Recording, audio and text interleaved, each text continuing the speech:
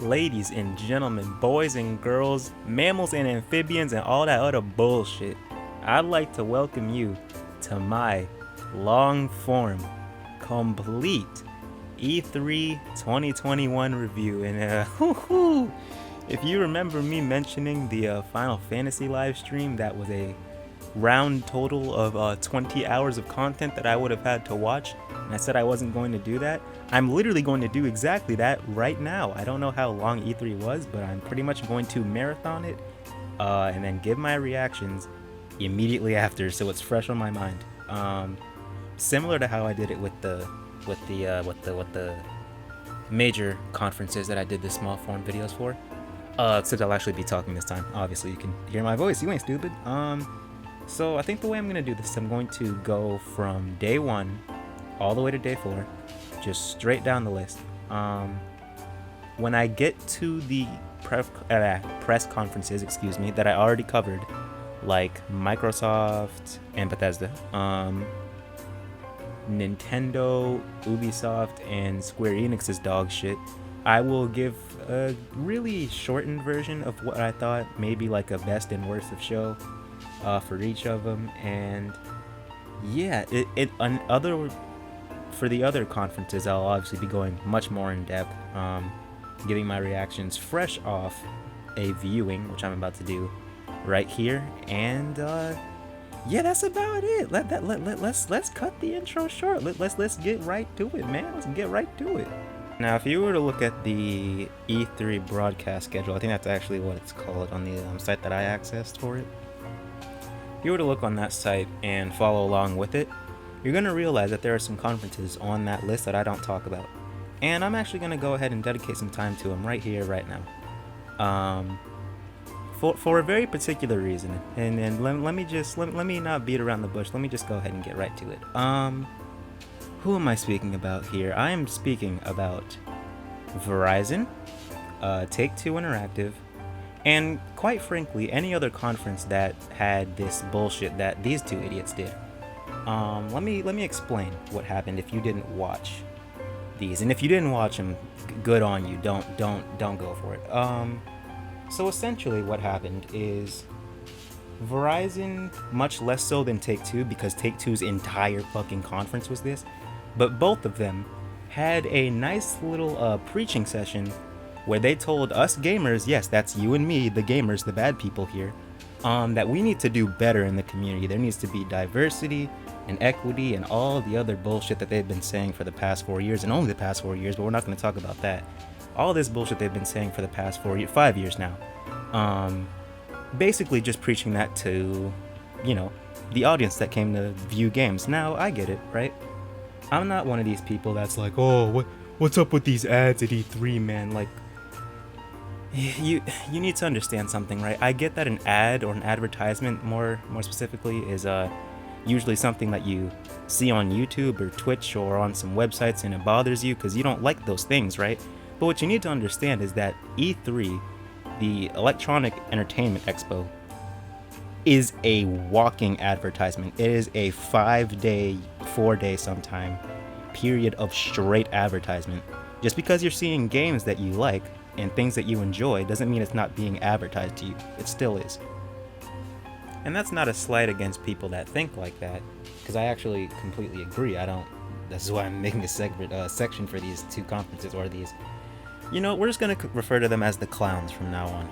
That's why I'm making a separate section for these clowns. Because I feel the same way, but I think calling it an advertisement as a, dare I say, derogatory term, isn't really fitting, because this entire thing is a advertisement. But that's completely besides the point. They came here to talk to us about diversity and equity and how they're all inclusive, and they've got their incredible company, and they're striving to do all these great things. They're giving scholarships out, blah blah blah blah blah, right? Look, okay. If you want to do this, that's completely fine. The scholarship thing, I think that's pretty good. But I'm saying this as a black dude. Nobody fucking cares about this shit. Not at E3. I didn't come to E3. I didn't sit my ass in front of this computer working hard, doing absolutely nothing. I'm fucking around. I didn't come to E3 and watch these live streams to be talked down to as if I've done something wrong for playing video games and being a part of this community, and be lectured on how I can do better, and be like, what's the word? I don't know. Just have these companies literally have a stroking contest with each other, grabbing on themselves and tugging on the person next to them, just trying to show how incredible and virtuous they are. Like, oh yes, big corporation, I know that you really care about all these individuals. But anyways, I'm saying this as a black dude. I don't fucking care about this shit. Nobody fucking cares about this shit. And you're gonna see a lot of people on the internet think that the criticism is only coming from white people. Let my black ass tell it. I fucking hate this shit. This is a waste of time. This is a waste of a slot. It doesn't belong at E3. But you know where it does belong? On their own platform. So here's my challenge to Take-Two Interactive, Verizon, and all the other clowns that I'm referencing here. Let's think about something for a second. Let's not beat around the bush, right? You're using the E3 stage to grab a wider audience, grab an audience that's already there. And respectable hustle, pretty shitty one, but respectable hustle. Here's my thing though. Take-Two Interactive, known for their work on, the Grand Theft Auto games along with Rockstar and some other games here and there. But that's like probably the big one that we know them for, right? But they're a big company in relation to Rockstar, and just by being, I believe, a publisher, in general. They are a big company. Verizon, are you fucking kidding me? Huge company. These dudes have pretty much just as much reach as, guess who? Sony and Nintendo. But here's the difference. Sony bowed out of E3 2 years ago. Ever since then, they've been doing their state of plays. What happens when they do their state of play? Boom. Drop a link on all their social medias. State of play next week. Be there. Niggas show up. I show up. I watch almost every state of play. Nintendo, they've been doing directs since forever. Like what, 2013 or something? They drop a link. Boom. On all their social medias. Boom. Direct next week. Be there. And niggas show up. They show up to the Pokemon directs, the Nintendo directs, even the direct minis that they were doing last year because they couldn't do the full form ones, right? So these companies have seen that they have an audience. They have the ability to reach out to people via the internet, right? And promote their games on their own. They don't need to barter with E3. They don't need to compete with other people. They can go on their own platforms, usually like YouTube and Twitch, right? Stream live, show off their stuff, and cut it there. The difference being those people still show up no matter where it is. So here's my team. Here's my challenge to all the clowns that I'm referencing here. Take-Two Interactive, Verizon, any other clowns that had conferences focused on this. Here's my challenge to you. I want you to take advantage of your social media presence. Not even your social media presence, just your presence as a huge fucking corporation. But I want you to take advantage of that. I want you to go to social media, drop a link on everything, Twitter, Instagram, whatever it may be, Reddit, whatever it may be, right? I want you to drop a link and say, "Ayo, panel about diversity and inclusion and how we're striving to make the gaming sphere, the gaming community better. Be there." And see how many niggas show up. Okay? Now, this is not me trying to prove a point. Although if this challenge were to be taken, my point would be proven indirectly. So I'll gladly accept that. But this is just me wondering if these companies have the gall to do this on their own. I said that before, I think in the last section. I had to cut the recording, but I think I said in the last section that this is a waste of a slot, or maybe I just said it in this one. This is a waste of a slot and a waste of everyone's time. Now, it was a very, very good intermission because, it's not good to be sitting down in front of your computer all day. Shit, I'll tell you something. I went to go get some snacks, some food, some just walk around, stretch a little bit, while this dumb shit was happening. I came back, it was still on, so I just used it as background noise while I edited the actual important videos. But anyways, it was very useful as that and only that. Nobody cared about this.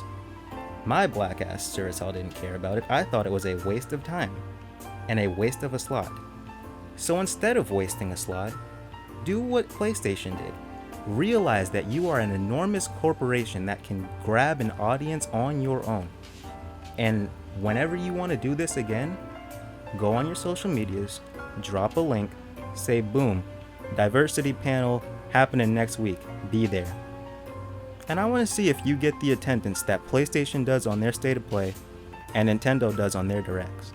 I want to see if you get even a fraction of the viewership that you conned off of E3 because people were already in front of their computers, already on the live streams, waiting to see actual games. I want to see Verizon. I want to see Take-Two Interactive. I want to see all you other clowns that did this shit. I want to see you do it on your own time. Let the E3 stage be for video games. Let the E3 stage be for things that we want to see coming up and things that we don't even know about because we want to be surprised. Use your platform to do this dumb shit. And just let's treat it as an experiment and just see how many people come through. I ain't a scientist, I ain't an expert, but my hypothesis, niggas wouldn't show up. I gave those clowns way too much time, but I'm very passionate. So the actual first thing that we have here is the Ubisoft Forward pre-show and then Ubisoft Forward itself. I already talked about Ubisoft, so what I'm actually going to do is I'm going to pull up my notes that I took when I was watching this live, just go over what I thought was good and give like a little bit extended thoughts. So overall I thought this one was okay. It wasn't incredible, but it certainly wasn't as shit as Square Enix, but it certainly was not as good as Xbox or Nintendo's. I think generally speaking it is I'm just saying the same thing over and over again at this point. High point of the show for me personally, I think maybe Mario and Rabbids, because that was an unexpected one. I heard, you know what's hilarious? I heard after the fact, after they already showed it off, that Nintendo accidentally leaked it by putting it on the eShop and then like pulled it immediately.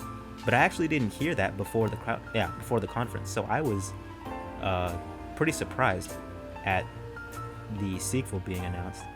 Low point of the show, maybe Rainbow Extraction, because it's literally just Siege but PvE, and it's they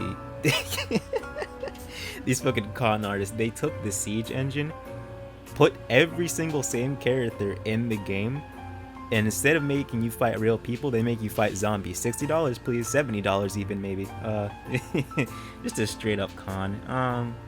Some other things, they didn't show any fucking like Far Cry gameplay. They focused on showing a cutscene with Antoine, I think his name is, the villain.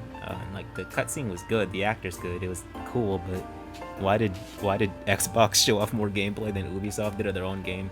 And then we got all the other dumb shit that they did. Just Dance, that's as terrible as it always is. TV shows, that's if anyone cares.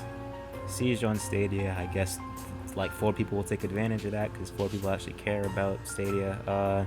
They talked about diversity and inclusion too, fuck them. Fuck that section rather. Rocksmith Plus, who cares? Riders Republic looks okay. Not too huge on it. That Avatar game, I don't know why y'all were popping off about it. It didn't look like... No, you know what? I'm not gonna say it didn't look incredible. You know why? Because they didn't show any gameplay, but y'all still popped off for it. Anyways. Okay, so that's Ubisoft in a nutshell. I already talked about it in my shorter videos where it's just text, but that was just a short overview of that one. Now, I am going to... I think I have to rewatch something, actually. Yeah, Gearbox. I gotta rewatch Gearbox, and I will report back in just a few.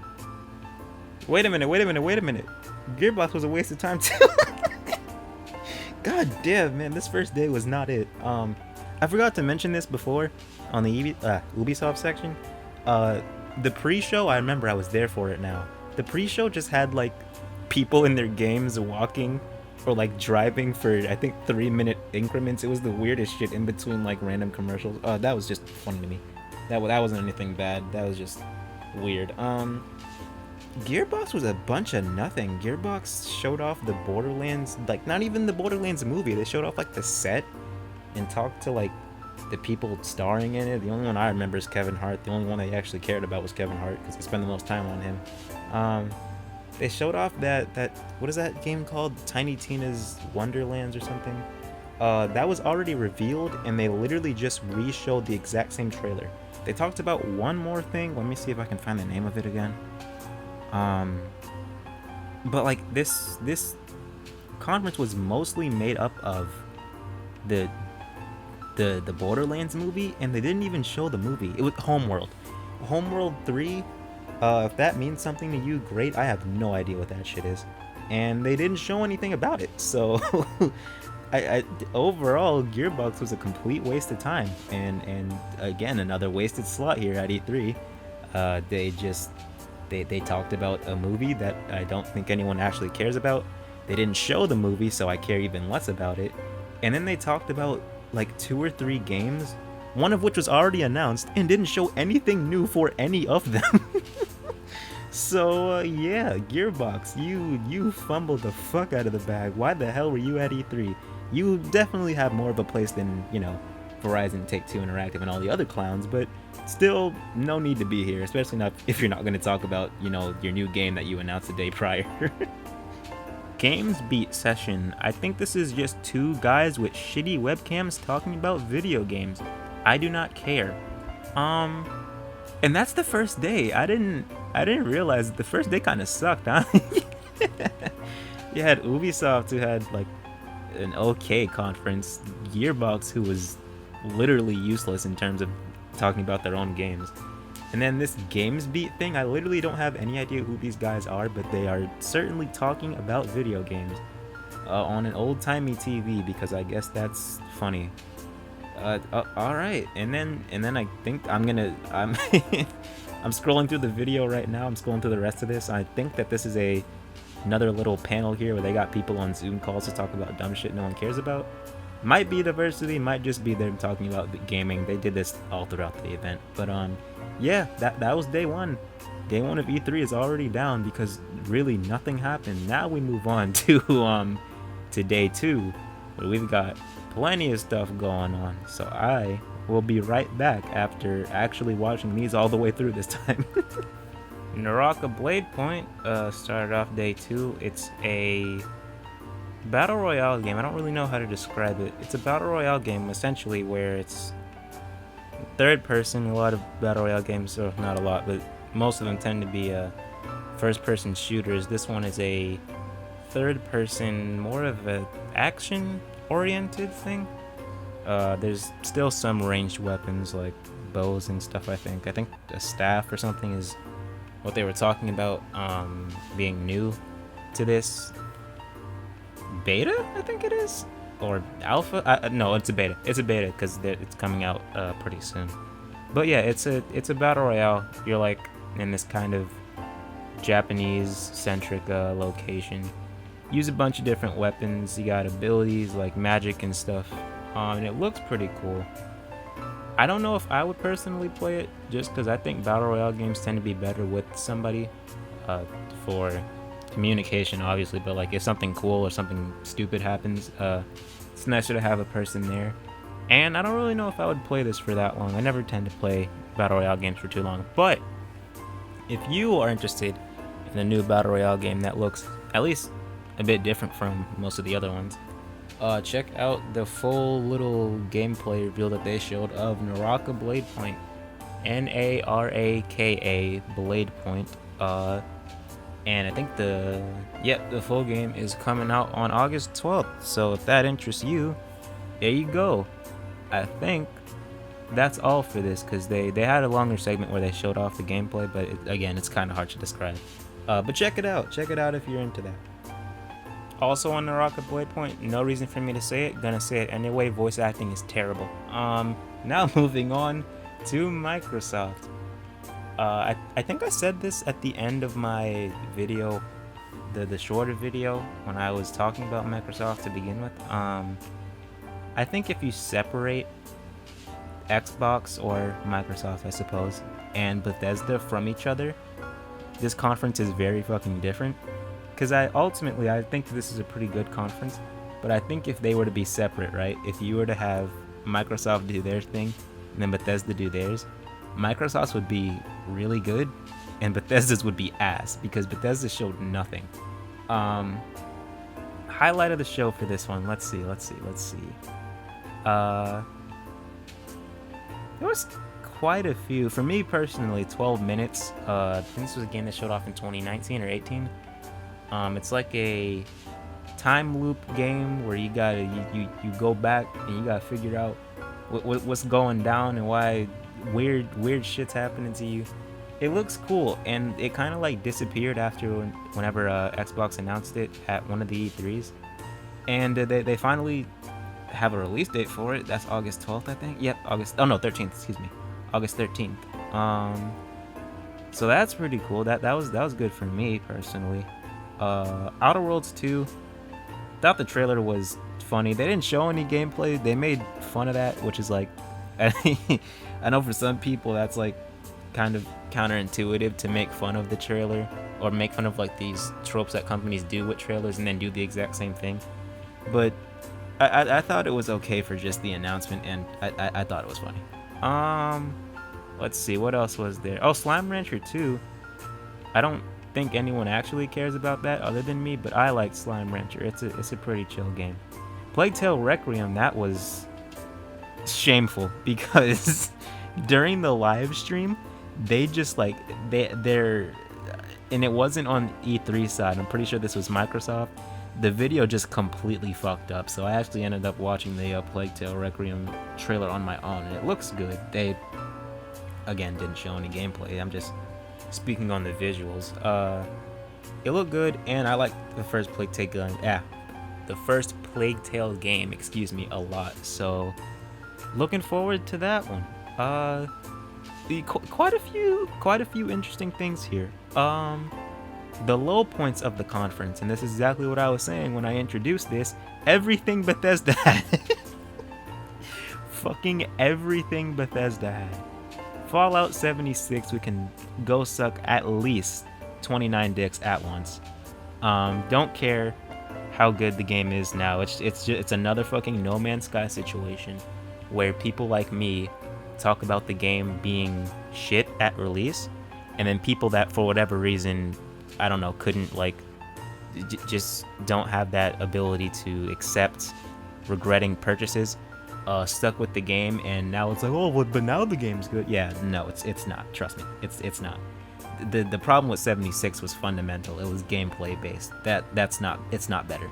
It's not better just because they put NPCs in and tried to make that a part of the fucking story. Fuck Bethesda. Anyways, Starfield, they showed off an in-engine trailer, which is, I'm sorry, this in-engine shit has to stop. If you think it's passing as gameplay, it's just not. You're showing me what the game is going to look like. Whoopity fucking do. I don't care. I'm not that hooked on visuals. Show me what the game actually plays like. Thank you. They said it was, according to some goofballs, they said it was Skyrim in space, and it's like, okay, lit. Show me the gameplay to accompany that claim. They never will, and because that game doesn't exist. It's coming out November 11th of next year, and they don't have anything to show for it. So I don't know if I believe in that game's existence.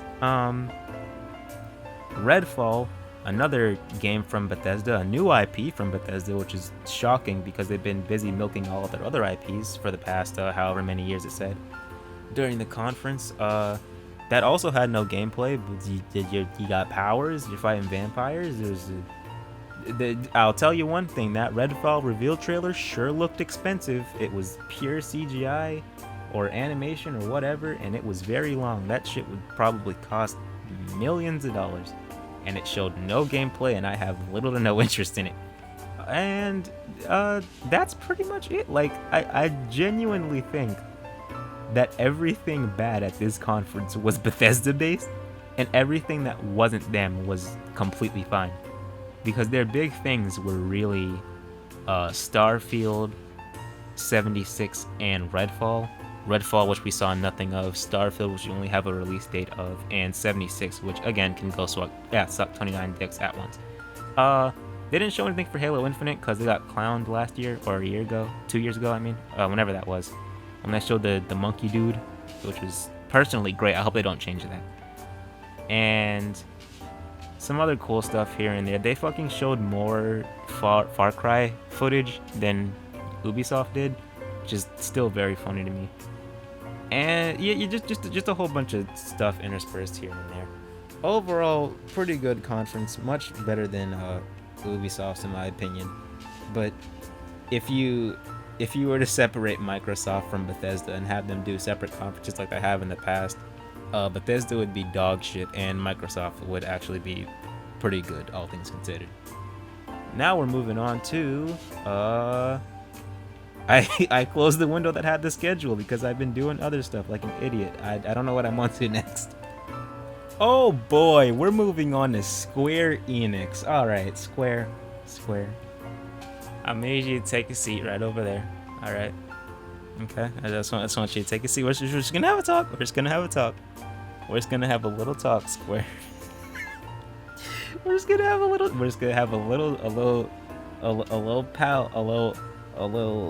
chat, a nice little convo between best buddies, okay? Mr. Square Enix, or maybe Miss Square Enix, I don't know how you identify. I'm gonna go ahead and say Mr.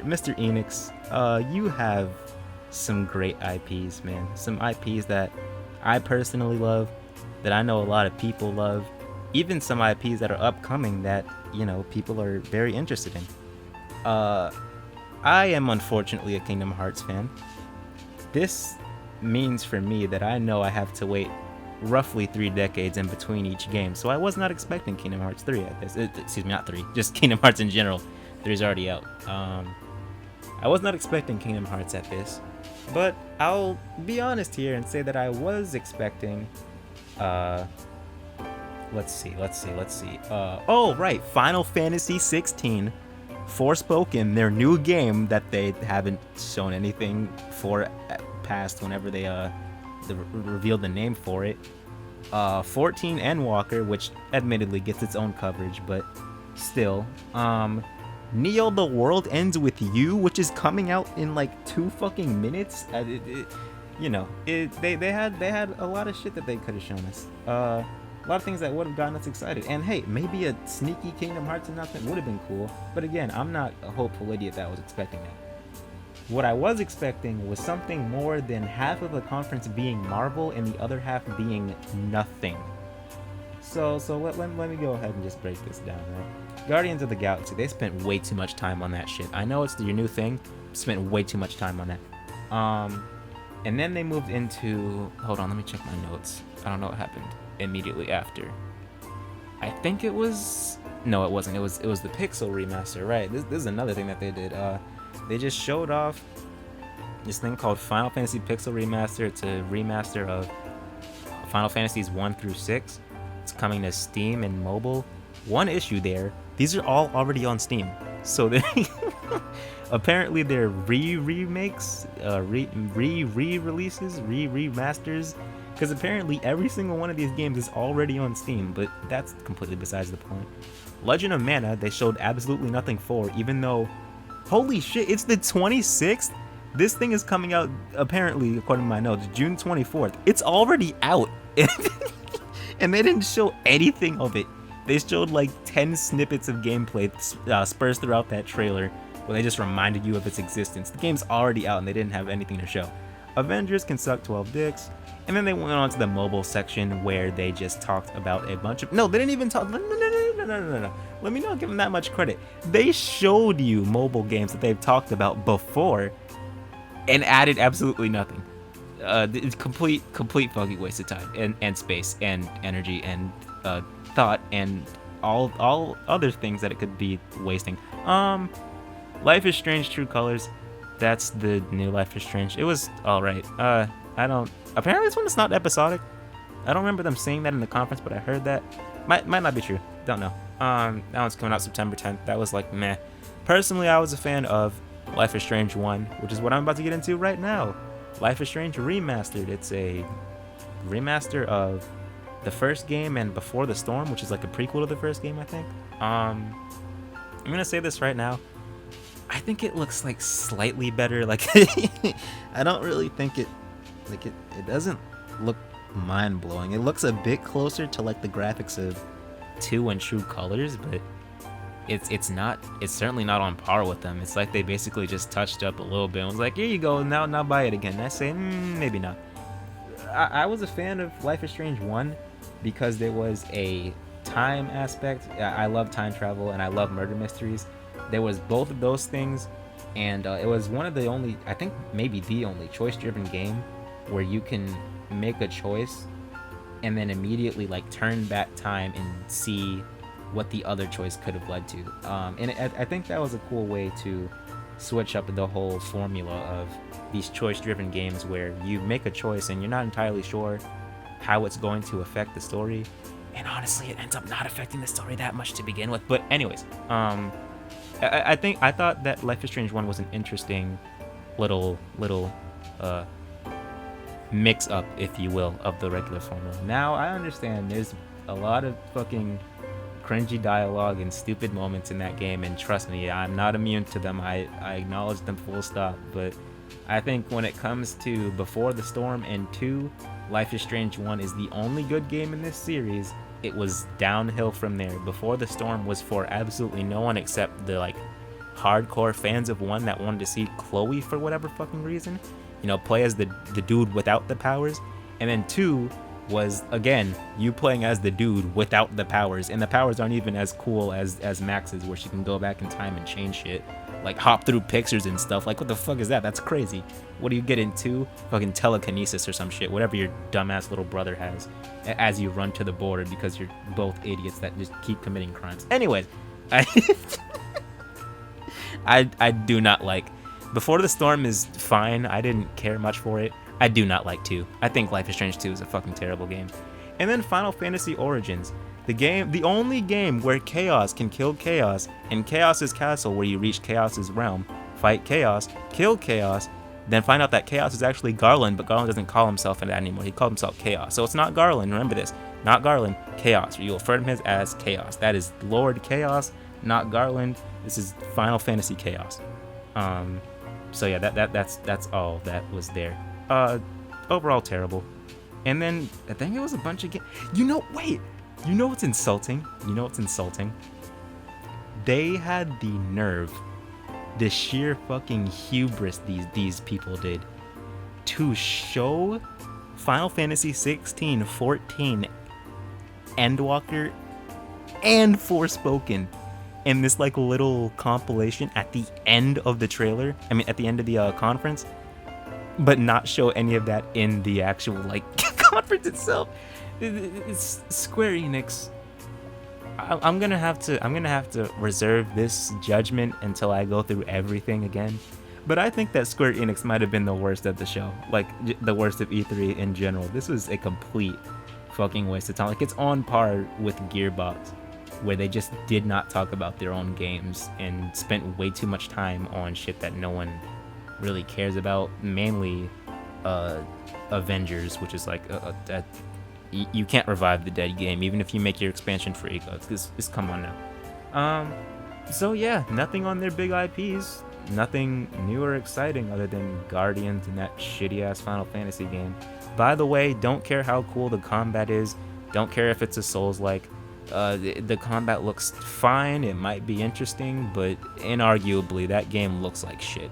Like, it's drowned out colors and just like dreary and edgy and dark, and it's not appealing. It looks terrible. So yeah, Square Enix fucking sucked. Again, gotta reserve my judgment until I actually watch all this through again. But might be the worst of the show. That was that was on par with Gearbox of being a waste of time. Warner Bros.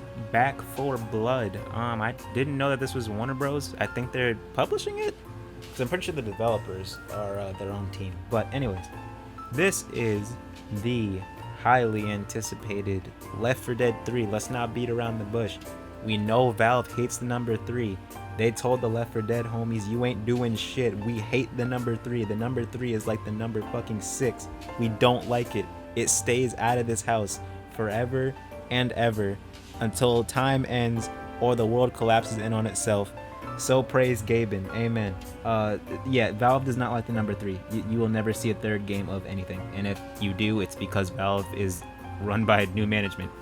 Anyways, this is Left 4 Dead 3, essentially, but it's called Back 4 Blood. It's by the original Left 4 Dead team, who essentially just left and made their own fucking game because they were never able to. Looks like Left 4 Dead. And that's not a slight at all. I love Left 4 Dead, especially Left 4 Dead 2. But it's not super different if you're familiar with those games. It has a story mode. I think it's gonna be something akin to the Left 4 Dead campaigns, where the Left 4 Dead campaigns were actually like sort of episodic, if you will. Not literally, like not in the sense of Life is Strange or games like that, but they were essentially like separate little movie things that you were playing, and if you play them in order, I think they actually do follow like some sort of story with the survivors, both in 1 and 2. But anyways, the campaign I think is different from that, where it's actually just a straightforward story, but they didn't show that, so I'm not positive. What they did show is a bunch of gameplay, and it looks good. It looks like, again, just like Left 4 Dead, but there's obviously some differences with the shooting, I would imagine, just by how it looks, and with the enemy archetypes. So there are, in the same way that you do in Left 4 Dead, have the hunters, spitters, smokers, and then of course the tanks and the witches, which usually end games for you. Those similar archetypes are in this game. I forgot exactly what they're called, but I know there's like a I think I think one's actually called a tall boy, and he has like one big arm like a charger, and he can knock people down. There's I think it's just called the exploder, that blows up like a boomer, and if you're near it when it explodes, like the stuff gets on you, and more they're not called zombies in this, but I forgot what they're called, so I'm just gonna call them zombies. The zombies will be attracted to you, and they're gonna attack you more if you're hit by whatever the exploder releases when it dies. So again, very similar archetypes to Left 4 Dead, if you're all familiar with those games. And the PvP mode, I think, is what they showed a lot more of, is similar to Left 4 Dead 2, I think it is, that has the mode where you play as one team rather plays as survivors, and another team plays as the special infected. I think you can also play as regular zombies. It's basically just a PvP, but instead of being like humans shooting at each other, it's like zombies and special infected controlled by humans fighting against the survivors. Same thing here.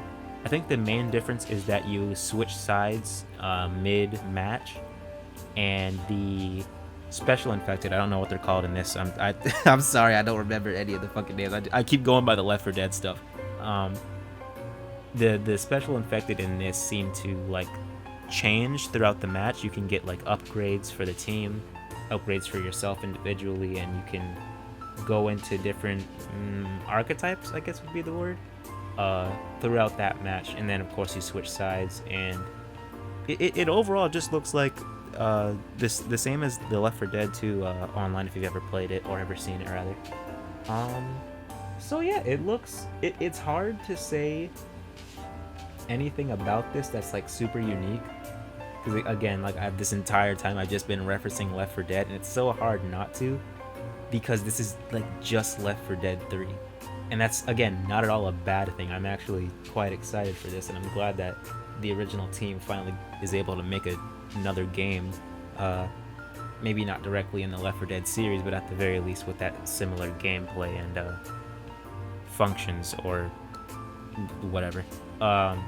I'm glad they're able to do that, because again, Valve absolutely hates the number 3. There will never be a third game of anything, of any IP that they own. So I'm very excited for this, but it's hard to talk about it in any sort of in-depth way without referencing Left 4 Dead. Not Left 4 Dead, wait, yes, Left 4 Dead. Now I'm getting myself confused. I gotta just end this part. The Black for Blood, I think there's a beta happening in August. I don't remember peeping a release date, so if there was one, I'm not sure, but there is a beta if you pre-order on August 5th. So yeah, looks really good. I think that's all I gotta say. Before I start repeating myself and confusing myself even more, I'm just gonna move on to the PC gaming show, and then the future game show. I think they're like the same thing, and they're both very long. So if I'm going to review this entire thing, not sure, but I will go ahead and make an effort. Good morning, East America. Wait, I am on the East Coast. I didn't even mean to say that. I am on the East Coast. Anyways, it is day 2, and I am back because I had to fucking cut the recording. I had to cut my watching session because the PC gaming show / the future gaming show, or the future games, I think. Yeah, future games show. That shit was long. That shit was long as hell. So on the E3 broadcast schedule, the PC gaming show started at 2:30, and then the future game show started at 4. And I don't know when the future game show ended, but combined, this is probably like, dear God, do I say 6 hours? I don't even fucking know. It was so long. And because of that, I really don't know how to talk about this. Like I was only gonna do a best and worst to show for the things that I've already gone over. And I wanted to go over like everything else in an actual more detailed fashion, but I can't go in this shit like detailed. This is extremely long. It takes up on a goddamn Google Doc, it takes up 2 pages. With freaking some of these other conferences, I struggle to even take up 1 page. This thing takes up 2 pages, no problem at all. So I'm just gonna say this right now. Because the future game show was an extension of the PC gaming show, that shit was incredibly long. Was there something good in there? Almost certainly. Maybe even something that I might want to purchase. I don't remember. I have so many games on here, and I just don't know the name, or like I can't describe half of them. There were like 17 montages in the middle, and my mind just started fucking melting as like I tried to remember any games that were shown to me. It's just there's so much. There are so many montages. Okay, this one's just gonna suck. I'm sorry. This one's gonna be a bad segment because I don't know what to say about this. That is not to say that the PC gaming show nor the future game show were bad. They were both great, I'm sure. I just I couldn't keep up with all the bullshit, especially because I had to fucking go to sleep and then wake up and watch the other half of this. Like, nah, I don't got nothing for it. It was good. If you want to suffer through the fucking, I think 4+ hours that this shit, at the very least it's like 3 hours of these 2 conferences combined, feel free. There was a lot of games. There's got to be something in here you're interested in. There's something in here I'm probably interested in. I don't know, but it's yeah. Word from the wise: if you're going to watch the PC gaming show, mute it whenever there's not a game, because they have shitty skits every year, excuse me, and they're always fucking terrible. They're always insufferable. Like the future game show had what are those two voice actors from Last of Us? Troy Baker and Laura Bailey, I think. Those two, very, very prominent actors, and they just spoke about the games. Like they had their little banter in between announcements. It's like, oh, you guys are friends because you're in every fucking game together. And that was fine. But the PC gaming show shit, do not like mute it whenever you see a human being on screen. It's always terrible, and the bits always last way too long. Not a single one was funny. Some of them were painful, but for damn sure none of them were worth watching. If you're gonna tune into the PC gaming show. Future game show was fine, but combined these 2 were way too fucking long. I saw some interesting games, had some interesting ideas, but it's so hard to like collectively portray my thoughts because of how long this shit was. Anyways, it is day 2 of recording for me, but now we're moving on to day 3 of E3. And I think the conference that I'm going to is Intellivision, because I already addressed the clown that came before Intellivision and the clown that came after Intellivision. So I'll be right back after watching Intellivision. How many times can I say Intellivision in the same paragraph? Intellivision's was quite short. Okay, so just a warning. I don't know if you can hear my AC. You probably can't, but if you can, it's putting in work. It's getting hot now. It's gonna be hot as shit today. Anyways, Intellivision, Amico, they got a new console. It was much shorter than I thought it was the first time that I saw it, but anyways, I was interested in this until I saw the price tag.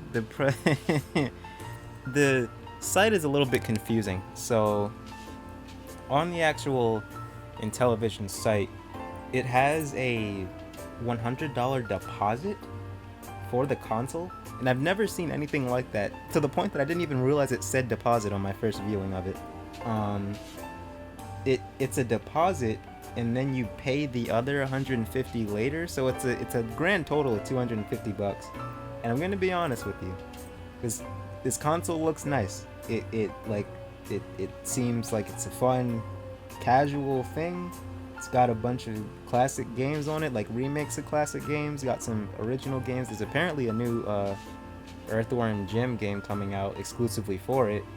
I don't think it's worth $250. I think the $100 deposit that is on the site for whatever reason is a much more reasonable price for this console. It's just not. It's not. I don't think it's worth $250. Like 200 at best, but even that's pushing it. Like 150 is like a fair price. The 100 that's actually on the damn site would be much better, and I thought it was that, but it's a deposit, which again I keep mentioning that because I've never seen anything like that. Anyways, I'm just gonna run over this really quickly.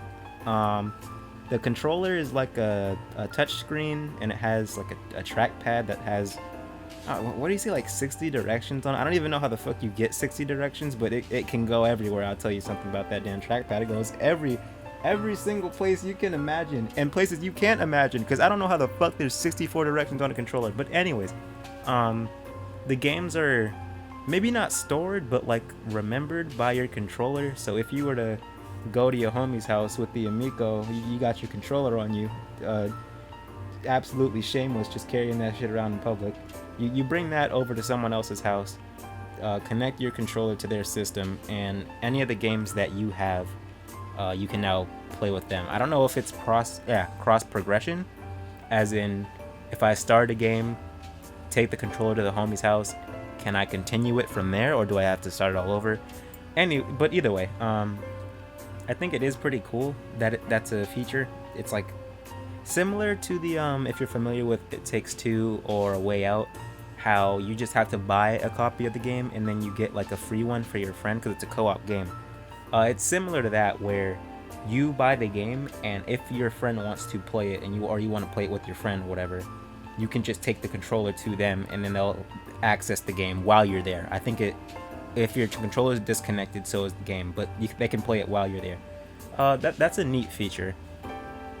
I don't know how it works again with like progression, but I think the idea of having it be sort of on the controller, the account or whatever, is a neat thing. Drop in and drop out co-op for some of the games. You basically just pick up a controller or bring a controller, and you can join at any time for some games. They're gonna have an online leaderboard, which is an extremely common thing. I don't even know why that's a bullet point that I have here, but they have like I guess for achievements, and this isn't like a substitute to achievements. They have achievements too, I think, but it's like they'll email you a certificate and you can like print it out. I don't know how it's going to work or look. It's strange idea. I feel like this is a thing that games have done before though. Like, has there ever been, I feel like there's been some sort of online game, maybe like a computer game, where you got emailed some shit and you could like print it out. I swear that's a thing that's been done before. But anyways, that's the first time hearing of it for a game console, so that's interesting. And then I mentioned this before, but they have a bunch of classic games from like the Atari, old Intellivision games, stuff like that. Some of them are, I think, remasters, and some of them are full-on remakes. They're gonna have their own original games.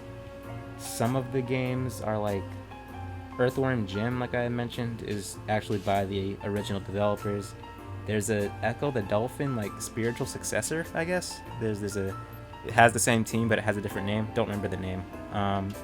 But yeah, they got a bunch of classic games, a bunch of developers from those games, I'm sure, to work on the remasters or the remakes, whatever it may be. And yeah, that's all I got on my notes for. This is a very short conference.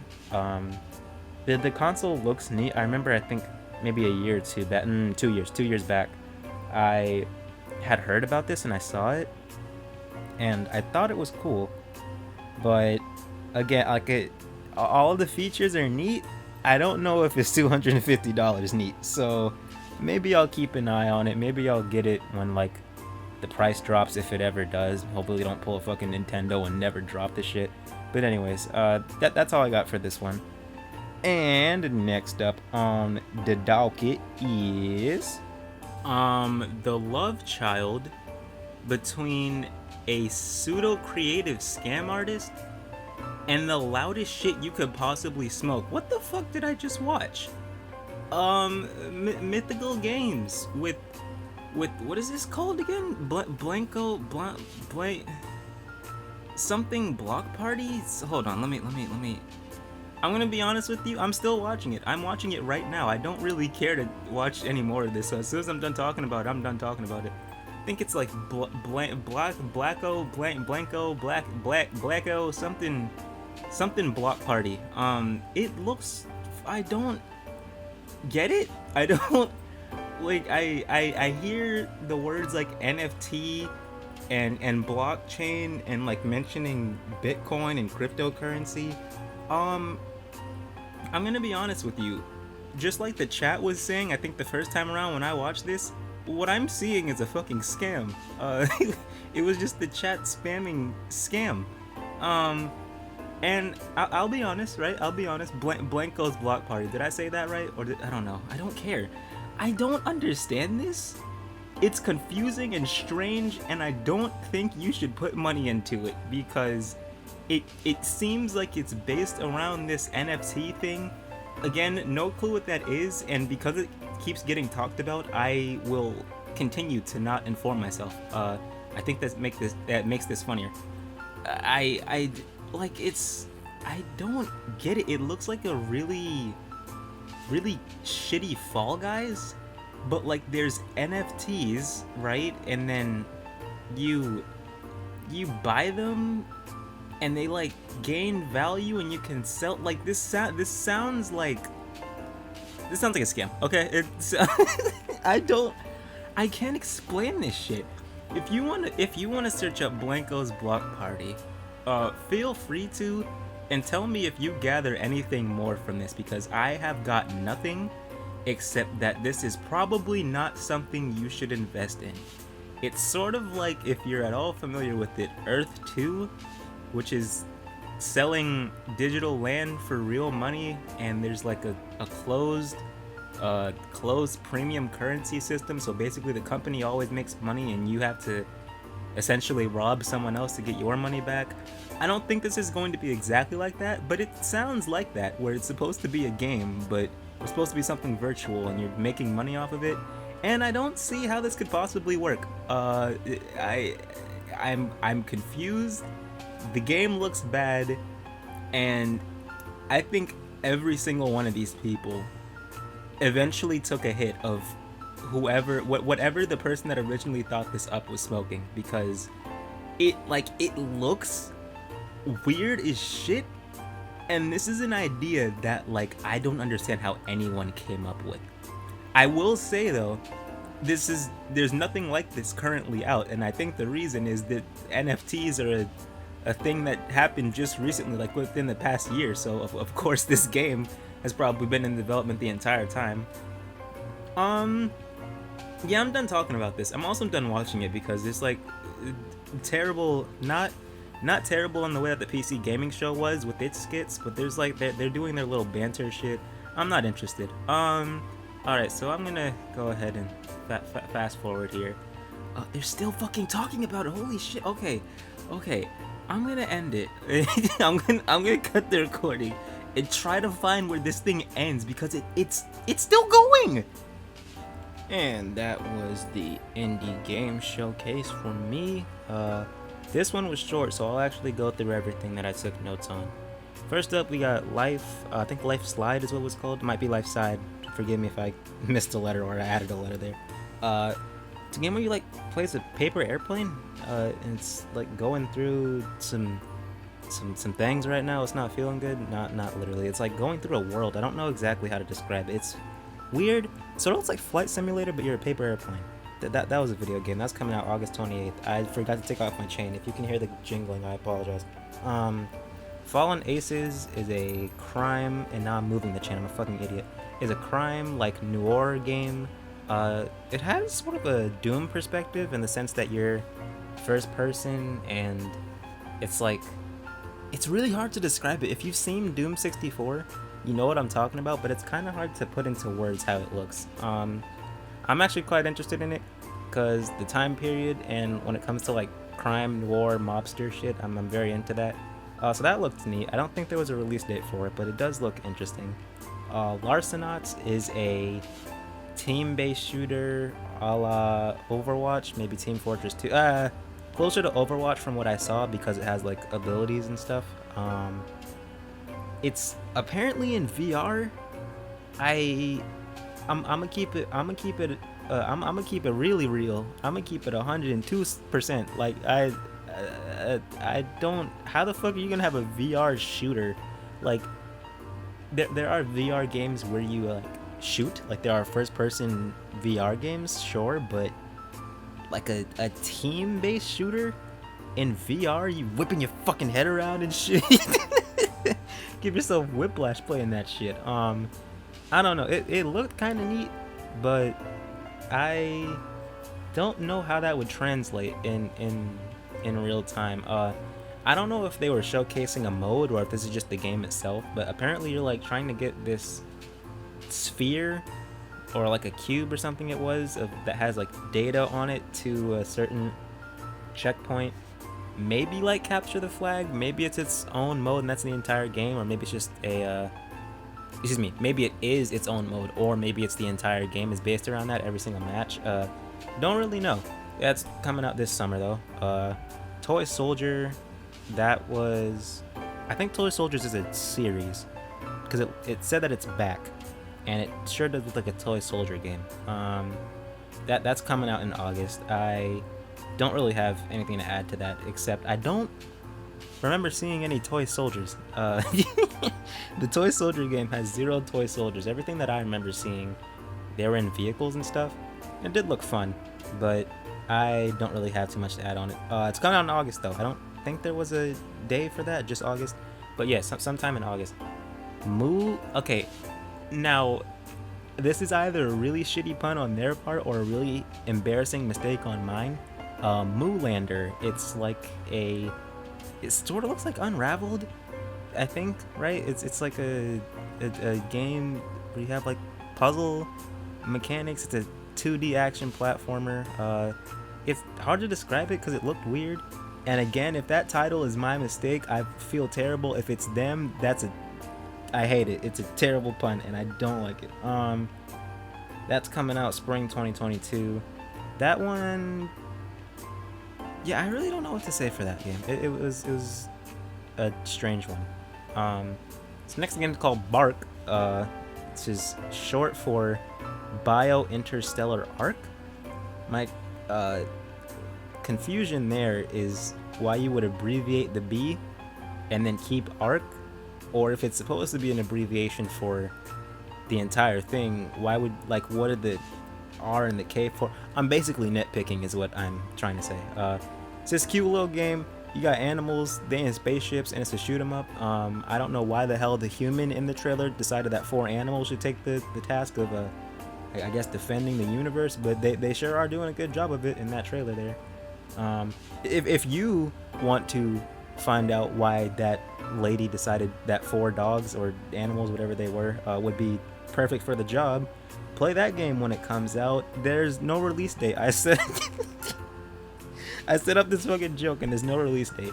Alright, great. Neko Ghost Jump. That is a platformer with some like perspective mechanics, if you will. So it starts off, at least in the trailer, starts off like in a 2D platformer sense, sort of like Mario, and then there's an obstacle in the person's way, so they switch to a 3D perspective where the camera's behind them and they're able to get around the obstacle. Neat idea. It looks pretty cool. Okay, it looks cool in terms of the gameplay. Visuals, I'm on. I don't really like how it looks, but I can get past visuals if the gameplay is good, and the gameplay does look pretty neat. Okay, and then the last thing that we have here is a name I hate more than the fucking Moolander one, Extra Galactica. I don't. What? Just name your game something simple. I have small brain disease and you're not helping. It's another shoot 'em up. Wait, no. It's a shoot 'em up in some sections, similar to Bio Interstellar Arc or Bark. I should just call it Bark. That's the joke, anyways. It's similar to Bark in the sense that it's like a 2D, not 2D. I'm looking at. I got my notes all fucked up, man. It's a shoot 'em up in some sections and a 2D action shooter in others, sort of like I don't want to say Katana Zero. I only say that because it's a game I played recently and I really liked it. It's not like Katana Zero, but it has a similar visual style, and I think the gameplay might feel a little bit similar in that sense. But that was all for the indie showcase. It was pretty good. I am a fan of indie games, so I might just keep an eye on a few of these here. But there's not too much more for me to say on this, I don't think. It was oddly short. Like I feel like the indie games showcase could have probably taken like just a wee bit of whatever the fuck the PC gaming show and the future game show were showing, because there were indie games there, but there's so much shit there. like some of the indie games that actually did look interesting to me probably got lost in the sea of just everything else in those 2 joint conferences. But anyways, that don't got nothing to do with the indie game showcase. It was pretty good in my opinion. Very short, which was strange, but I ain't complaining because I have another thing to go to, which I will be doing right now. And we have Freedom Games. This is a game publisher, actually. I thought it was a dev. It was a game publisher that showed off a bunch of, I guess you could call them indie games? Does it count if the indie games come from a developer? I don't know. Anyways, bunch of little indie games, and weren't too many in this one either, so I'm going to go over all of them right now. We got Dreamscape. It's like a real world fantasy world split. I think what happens is your character has their own life in the real world. They fall asleep and go to this like fantasy world. Don't know if it's a dream or if it's real, and there's like connection between those. Not really clear. But when you die in this fantasy world, you wake up in real life. And I don't really know how that's going to work, but it's an interesting looking action game, and the concept itself is pretty cool. That's coming out August 12th. You a fan of Skyblock from Minecraft? Well, Airborne Kingdom is the game for you. It might just be what it sounds like. It's an Airborne Kingdom. You build it, and it's in the air. I think it's out now because they specified that it's coming to consoles later this year. So maybe it's out on PC already. And then we've got Koromon, the good Pokemon clone. I still think Temtem looks like shit. Anyways, it's a Pokemon clone with, I mean, it's kind of hard to talk about it. It's Pokemon. Difference being, I think this one has a bit more in-depth character customization. The recent Pokemon games have had that, but it's probably going to be a bit more in-depth because of the art style. Has, like, I guess difficulty settings in the actual game, which is not a thing that Pokemon has at all. It's either you get a fucking impossible game or a very easy one, which is one of the more recent ones in some people's opinion. So yeah, that's I feel like there was one more thing that I missed, but I obviously missed it, so I don't know. That's coming out in 2022. Cat Cafe Manager is, again, exactly what it sounds like. That's a game coming out 2022. You manage a cat cafe. Cute little game. It's hard to really talk about. It's a management. You manage a cat cafe. I don't know what to tell you. the title gives it all away. There's no secrets here. To the Rescue. This is a much more secretive game, but it's also a sim, just like the last one. It's a dog shelter management sort of simulator game. Self-described, by the way. That I'm not saying that it's a dog shelter simulator. That's what they said. They said it in the subtitle even. To the Rescue is what? Sorry, I lost my train of thought. That's coming out in 2021. I think a noise happened outside and my brain stopped working. It's a you take care of dogs, you can play with the dogs, you build the shelter. That's coming out in 2021. I need to get off of this before I confuse myself again. Slaughter League. You ever seen American Ninja Warrior? It's like that, but they like die and shit, and it's like a lot bigger. At least from the start, it looked like American Ninja Warrior. That's coming out in 2022. Dark Deity. It's like a Fire Emblem style game, tactical game. If you are familiar with it, has some neat animations. I don't think there was a release date on that one though. One Lonely. I'm getting a call. One Lonely Outpost. That is a Stardew Valley sort of game, if you're familiar with that. Sort of like a, I don't know if it had a farm on it. I think it was, but it was like one of those management style games, if you're aware of it. Not management in the way of like Cat Cafe Manager. And I'm just 2022. Sands of Aurora. Not gonna hold you. No idea what that was. Tower Rush, again, not gonna hold you, no idea what that was. Both of those trailers happened way too quickly. I'm gonna go ahead and guess that Tower Rush is a sort of tower defense game. And what I can say about Sands of Aura was it was a, I think I said Aurora, I meant Aura. What I can say about Sands of Aura is it's like an action game, but I mean, that's not very descriptive. A lot of these are action games. And then the last one we had, I can't pronounce. I think it's Anuchard, or Anucard maybe? Not sure. Sort of looks like Zelda, has maybe sort of like Link to the Past camera, but the gameplay is not exactly the same. There's like puzzles and stuff. That's another action game, and I think that was the last one. That's coming out in 2022. There's no release date for the other two that I just talked about though. That's 2022, and I believe that was the end of the conference. So next up for me is Venn's origin stories. I have no idea what that is. I don't know if Venn is a like series that I'm not aware of, but I guess we're gonna find out.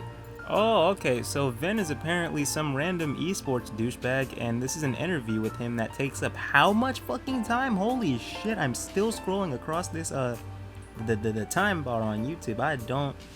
I have no idea how long this goes on for. What I can tell you is I do not care, and it goes on much too long, in my opinion. If you're interested in this Venn guy, they did an interview with him. I literally have never heard of this man, and even if it was someone that I had heard of, I don't want to see an interview of them at E3. So that's my take on the on Venn's origin story. You're a fucking I'm sorry, okay? Now I'm gonna rant for a little bit, okay? Sir, you are an esports player, okay? I respect your grind. I'm sure you did a lot of hard work to get where you are, and I'm sure you're great at whatever video games you play. But you remember, you are an esports player. No one's looking for your origin story like you're a goddamn Marvel superhero. And if someone is, why the fuck is it at E3? Okay, this thing, I'm looking at the broadcast schedule. This thing happened at 1. The next section, which is Capcom by the way, happens at 2:30. That means that this was at the very least an hour interview with this Venn dude, Mr. Hector Rodriguez, who I suppose was the interviewee, or the interviewer rather, for this this little origin story thing here. Yeah. Don't come to E3 with this shit. You're not as dumb as all the clowns that I mentioned earlier in this video, but you also have no fucking place here. No one cares that much about Mr. Venn or his origin story. Please take this little interview series that you're apparently doing to your own social platforms. Thank you. And then we have Capcom, as I mentioned previously. Let me make sure I got the order right on this. I believe that they kind of just talked about things that were already like out and known and developed and all that shit. This was another conference that I don't think really has a place at E3. But anyways, they basically just like showed Resident Evil Village. Oh no, they were showing RE-verse. Okay, they were showing RE-verse, which is a thing coming out for Resident Evil 8, Resident Evil Village. That's like this online mode. I think it's a battle royale.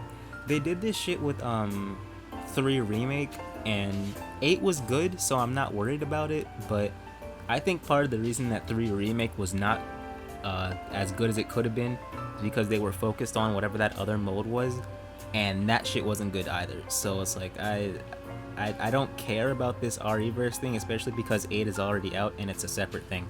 But they announced these around the same time, and they're talking about them at the same time in this conference here. Then they announced that there's going to be DLC for Village, which I think we all expected. But that is, of course, a welcome thing, at least for me, because I haven't seen all of Village, but from what I have seen, it's pretty good. A lot of hand stuff in that game. It's fucking weird. They really like fucking up Ethan's hands. Poor Ethan. What is that man's name? Ethan Winters, man. Just loses his hand, loses his loses his wife and his fucking daughter. His like 2-minute-old daughter, Mr. Chris Redfield, built like a goddamn pack of Skittles.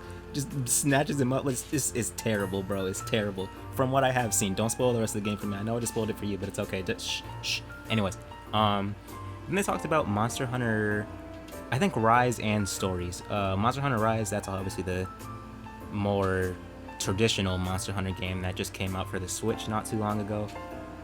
That's going to be getting obviously some like updates and DLC and stuff like that. I think they're actually free updates to begin with, but there's going to be probably a DLC along the line, in the same way that Monster Hunter World did. And then Monster Hunter Stories 2, I'm not gonna lie to you, I keep fucking seeing this game.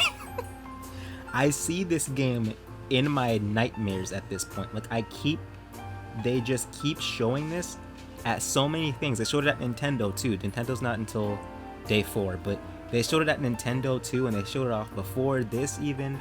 I'm Monster Hunter Stories 2'd out, honestly. I have no like additional things to say. It looks cool, I guess. If you like Monster Hunter Stories 1, you'll like this one. I just don't have too much of a vested interest in this, especially because I keep seeing it everywhere. Mans like me almost forgot about the Great Ace Attorney Chronicles. Pitiful. The Great Ace Attorney Chronicles is not a game that I've talked about, so I'll go a wee bit in depth here with it. You play as, I believe, Phoenix Wright's like ancestor way far back in the past, playing a good game that does not suck ass. It's apparently pretty good, and if it's anything like any of the other Phoenix Wright games, I'll probably enjoy it. I'm only familiar with the what's the series called? Not series, but Trials and Tribulations. That's the game I'm most familiar with. I know some of the other games, but this just looks like Ace Attorney, honestly. It has some interesting like features when you're actually doing investigations that are things I haven't seen before in this one. But it looks really good. I like the art as per usual, the visuals, and the cases will probably be fun doing all the investigation. It's classic Ace Attorney. You know what I'm talking about. You know how it go and how it be. What you don't know is that I'm stalling for time because I forgot when the release date. I'm so good at this. I think the release date is July 27th, but I just want to double check. While I double check, the last thing they talked about was esports stuff, and I'm not like, why, right? I just don't. There doesn't need to be an esports section at your Capcom E3 conference, but it's whatever. Basically, I think there's another tournament going on for Street Fighter V. No announcements or updates on the DLC characters. Nothing new that was announced during that section. I was expecting it because they saved the fighting game stuff for last, but it was foolish of me to hope for fighting game stuff at E3. But yeah, there's that. Not E3. I almost said esports is what I meant to say. There's that esports stuff happening with Street Fighter V. And that was pretty much it. I was correct, by the way. July 27th of this year is the Great Ace Attorney Chronicles release date. Capcom was another one of these conferences that simply did not need to be here, did not need to exist. But there is one sole reason I will not call this ass, and it's because they said exactly what they were going to talk about in advance. Does that make it okay? No, but I don't think that you can like act as if they let you down, because they told you straight up what was going to happen at the conference before the conference happened. And I actually knew this, I think, maybe a day in advance, so I didn't really pay attention while I was watching this live. The only part I paid attention to was the Great Ace Attorney Chronicles when they showed that off. But this is another one of those things where it just didn't need to be here. Rise looks great. The updates for that will, I'm sure, be whoa, Jesus fucking Christ. I'm sure the updates for that will be fun for those playing it right now. Monster Hunter Stories 2 looks fine. I just cannot talk about that game because I've seen it so goddamn much. It's like seared into my brain. Reverse, could not possibly care less. Resident Evil 8 Village getting DLC is good. I'm glad it sold well. And then Ace Attorney looks good. Looks like an Ace Attorney game. I really don't know what else to say about it. Esports stuff was unnecessary. This whole conference was pretty much unnecessary, considering they don't really have anything new to bring up. But again, this was a thing that we should have expected, so I don't mind it too much, and that's basically the only reason. If they didn't talk about what was going to be here beforehand, I would say that this shit is trash. Is it worse than Square Enix? No, nothing is. Not even death itself. Alright, so next up, we have got Razer. No, not that thing that a homeless guy chased you down the street with last week. I'm talking about the gaming company. You know, they make periphery gaming accessories, like computer accessories and stuff like that, and apparently computers, because they started their conference with the Razer Blade 14 laptop. Now, I'm going to be honest with you, I am interested in some of this stuff because I'm building a computer for myself, or getting the parts for it rather.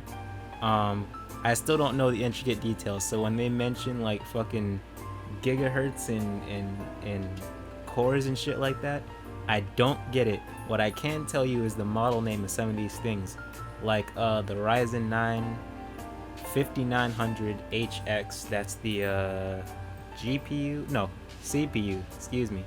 The NVIDIA 30 series is the GPU, and there's a 30, 60, 70, and 80, I think, like different iterations of it. The price will probably differ depending on which one you get. Got the vapor chamber for cooling, got a whole bunch of tiny fans, or tiny blades rather, for the fans. Had a very, very like specific with the fact that it's the width of a human hair or some shit. I don't know. It's a tiny boy, I'll tell you that much. 12-hour battery life, some THX speakers. I forgot exactly what it was called, but there's something special about the speakers, so even if it's down on a surface, it'll come up, I guess, and sound like it's maybe coming from the top. I don't remember exactly what the word that they used to describe it was, but got an IR camera, whole bunch of ports, and a 165 hertz display.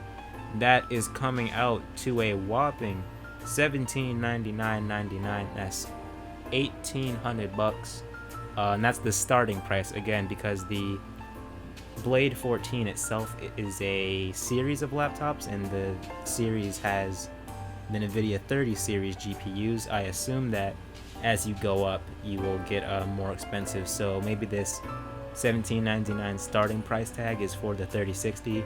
Then for the 3070 and 80, it'll be a bit more expensive. But I'm actually not sure. If you want to see for me, hold your boy down and check if the prices are different. You can look right now because it's already out. So yeah, that's pretty neat. I forgot what the name of the power brick was.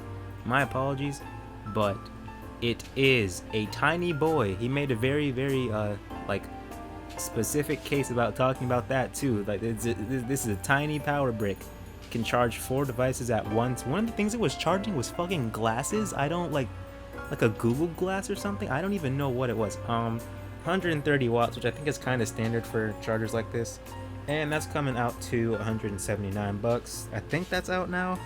I did not put it down on the notes, so it might not have a release date. Moving right along to the Raptor 27. This is their display, like the monitor, if you will. It's got a lot of ports, just like the Razer laptop did. What's it called? The Razer Blade laptop. Got a whole bunch of ports on that thing. Optimization software, so you can essentially change it to be more fitting for certain games, or if you're watching a movie or something like that, you can switch it around.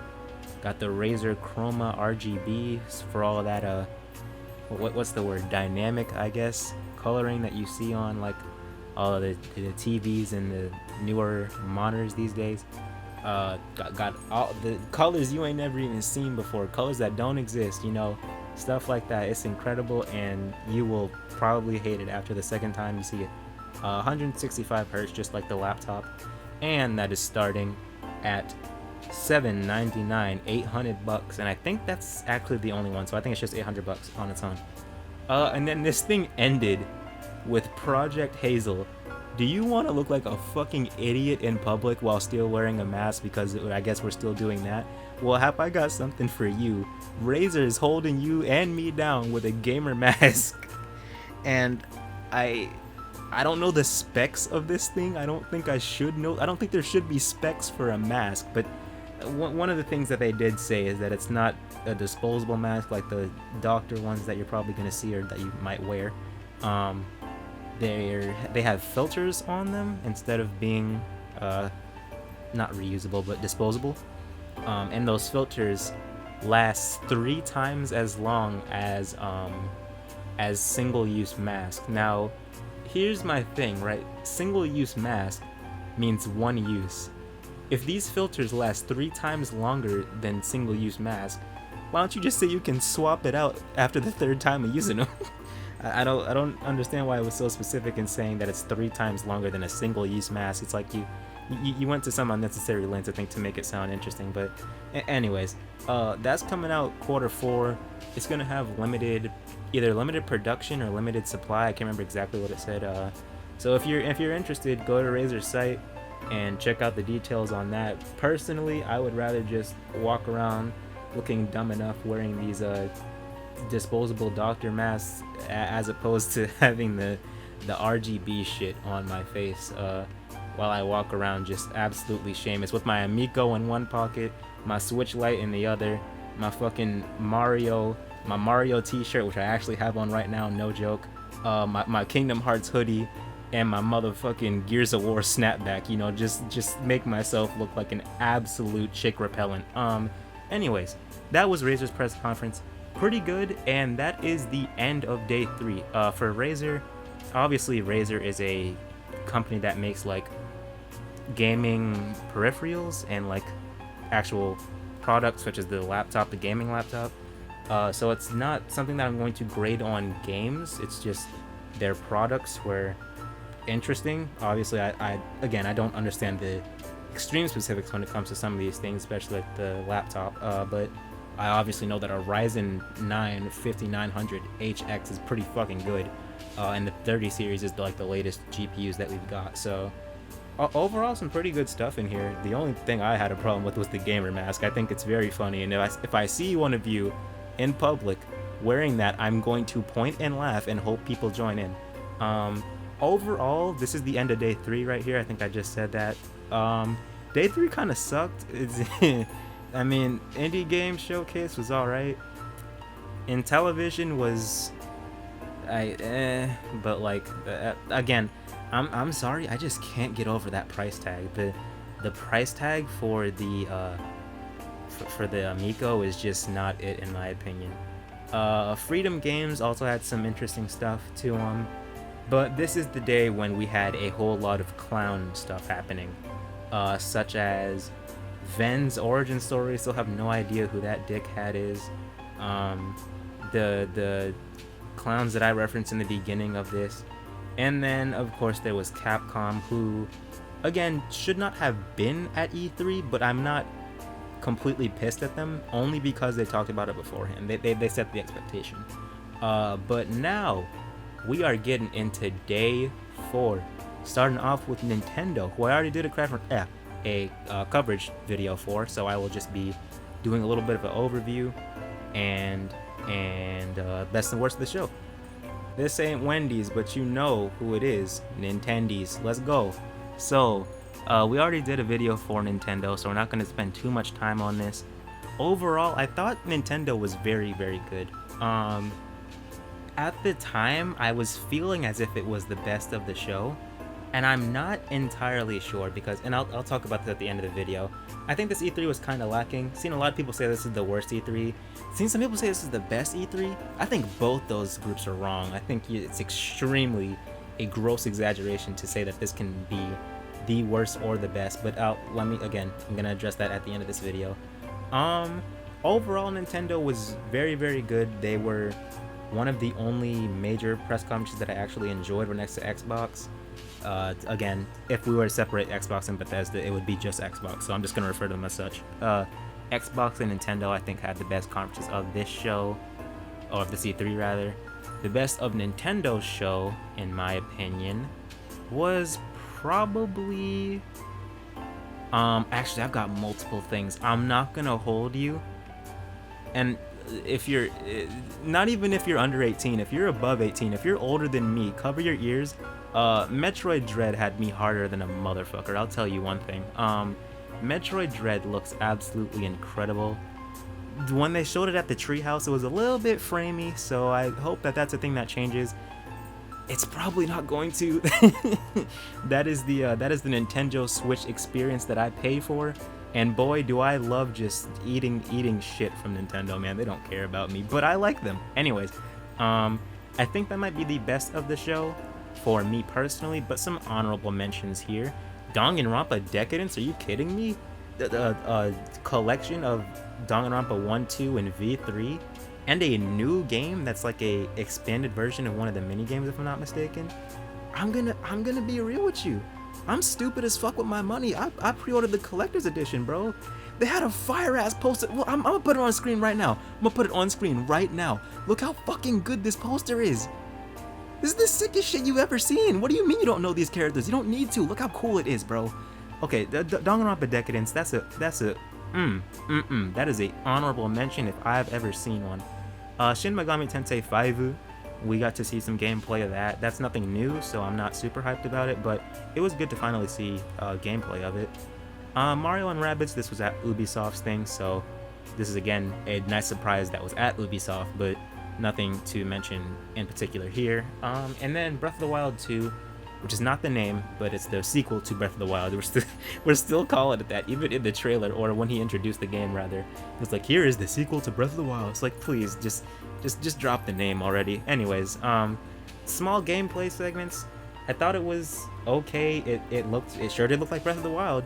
I saw some interesting things. It sort of looked like there were dungeons. I hope this is a thing they address, because one of the big criticisms of Breath of the Wild is that there's really not dungeons. You have the shrines, which are like usually small puzzle rooms or maybe small combat trials, and those are great and all, and you have of course the divine beasts that are quite fun, but there's only 4 divine beasts. There's a shit ton of shrines, and the shrines are all like they could be so much better. I love Breath of the Wild 1, but there's definitely some improvement to be made with that game, so I hope we see those in the sequel here. No title drop still, unfortunately. We're still going with the sequel to the Breath of the Wild. I hope that's the official title. I hope the official title is Legend of Zelda, the sequel to the Breath of the Wild. That would be That would be like Untitled Goose Game, but somehow funnier. Anyways, I'm gonna say one thing about this that I didn't mention in my Nintendo overview. Link is almost certainly fucked up. And here's my game theory, okay? Here's my game theory. I've seen some crazy ass game theories in comparison to what I'm about to say. Some people saying that you're not playing as Link. I wholeheartedly disagree. I don't. Even if you're not playing as Link, it's like clearly someone that looks like Link. So what, like, I don't know, some random nigga possessed Link. Okay, you're still Link. I don't care. But anyways, that's not my thought on this. My thought is this. It's threefold really. Link's hair is, if not much longer, a bit longer and out of the ponytail that it was in Breath of the Wild 1. His arm is obviously missing. We see him use that as the Sheikah slate when he's he does time control thing on the spike balls or the boulders, whatever it was, rolling down at him. And then I think when he went into the, what's it called? When he was like going up and he went through that platform, I think he also used the arm for that. So my guess is that he loses his arm and that it becomes like the Sheikah slate equivalent in this game. And third, and most importantly, that I've seen no one mention, they don't show his face once in that trailer. That scares me. That makes me think that Link got fucked up. I'm talking fucked up. Because when we see him in the first trailer of the sequel to the Breath of the Wild, you see his face, but I think that's before what takes place in the game. So my guess is that he loses his arm, something happens that separates him from Zelda, and then when you actually get into the overworld, I feel like he's going to look different. I could be wrong. It could just be the way that the game's camera is, because you don't always see Link's face. But it's not very hard to make like a cinematic shot and show his face. I think them not showing his face, having his hair be long, and showing his missing arm is a purposeful thing. I think he gets fucked up. I'm personally interested. I don't know how or why, but and I don't know if there's going to be some connection to Hyrule Warriors, but I'm ranting way too long on this. If you can't tell, I enjoyed Nintendo's press conference. Is it better than Xbox's? I don't know. Again, if you know anything about me, I don't do the whole who won E3 thing. But what I can say is that next to Xbox, Nintendo had the only press conference worth giving a shit, like worth being here. Obviously there was some good stuff at other press conferences, but when it comes to like the big boys, the hard hitters, if you will, that we expect things from, Ubisoft, Square Enix, Capcom, etc., Microsoft and Nintendo were the only ones worth viewing, in my opinion. And as I say that, I will now be moving on to something else that might not be as worth viewing, but I gotta rewatch to see. So let's see if it was. Also, one more quick thing about Nintendo. This has nothing to do with their E3 conference itself. They do this all the time. I just want to suck Nintendo off more, I guess. I'm shilling for absolutely no check. Nintendo, please, I'm broke as fuck. Anyways, the treehouse is a great thing, because a very common issue that I think me and the community at large has with E3 and other press conferences such as this, where they announce games, is niggas Bethesda think that they can just get away with not showing gameplay. Nintendo Treehouse is straight up gameplay. Like, I'm scrolling through the video right now to find out where the next thing is for well, no, not for this, for, oh no, it is for the day 4. I'm an idiot. Yeah, I'm scrolling through the video to find the next thing for day 4, and there's a lot of Treehouse. I think the majority of this conference is Treehouse. Not even the conference of day 4 itself of E3 is the Nintendo Treehouse, and this is a very good thing because it's just straight up gameplay. Of course, you're gonna have your people actually playing the game, and they're like bantering their commentary. Sometimes it's cringy, sometimes it's charming. You're gonna get a mixed bag with that. That's always a thing you got to deal with. But just the fact that they're actually showing the games, I think, is something very commendable. Should more companies do this? Maybe not, because not every company is going to have that exact same availability. I just think it's something great that Nintendo does. And if anything, companies don't have to do a Treehouse equivalent, but what they could learn from Nintendo, show gameplay in your goddamn trailers. It wasn't Bandai fucking Namco. Let me talk to you. Let me talk to you, Bandai Namco, alright? So, if this is a Capcom case and I missed Bandai Namco talking about, wait, I did miss this. Never mind. I take it back. This was still not worth it being here, but I have to give them the same respect that I did to Capcom. They actually did talk about this being only one game. Excuse me. Sorry about that. They did talk about this only being one game, and that is the Dark Pictures anthology House of Ashes. It's a game in the sense of Until Dawn and all the other Dark Picture anthology games like Man of Medan and Little Hope. Takes place during the Iraq War, I think, and like you are playing as the good guys, you know, whichever side that is to you.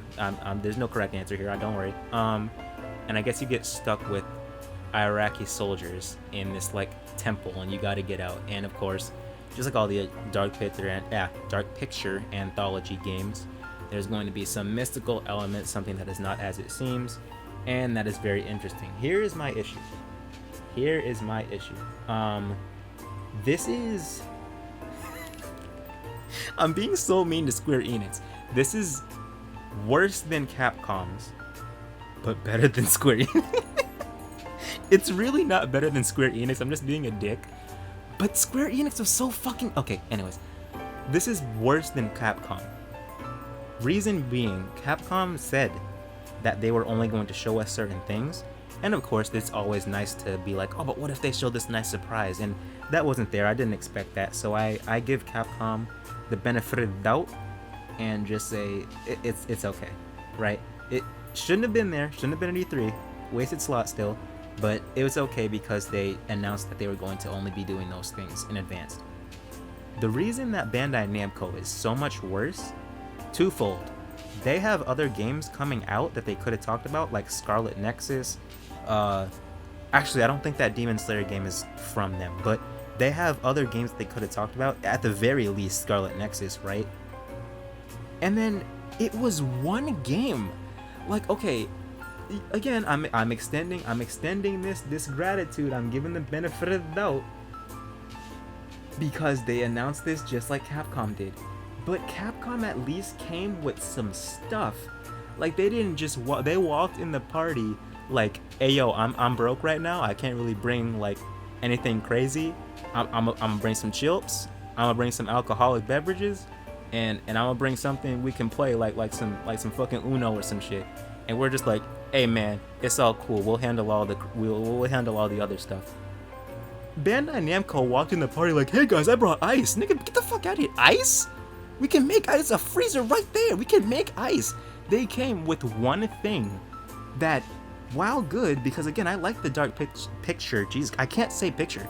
The Dark Picture anthology games, I like them, but this is not worthy of one conference. I think Bandai Namco was bugging the fuck out with this one.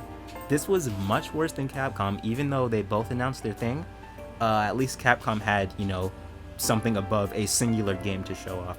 Was it worse than Square Enix? Again, literally nothing is, not even death itself. And next up, we have, I don't actually know who Yooreka Studios is, but that's the next one on the docket. We're getting close to the end, fellas. We're getting there. We're getting there. I'd like to thank you for watching. If you've been watching this far, what the hell is wrong with you? Do you have nothing better to do? If you don't, then I appreciate it. If you do, I appreciate it even more. Anyways, Yooreka Studios coming up. Let me go ahead and actually watch this because it might be worth the damn, unlike Bandai Namco. And that was Yooreka Studio. That one wasn't too long either. It is a publisher, I want to say, in the same way that I think Freedom Games it was called. Same way that they were. Showed off a few games, some of which look interesting, other that I'm not too sure about. But there's another short one, so I'll go ahead and go over everything. First, we got Loopmancer. It's a interesting looking 2D hack and slash.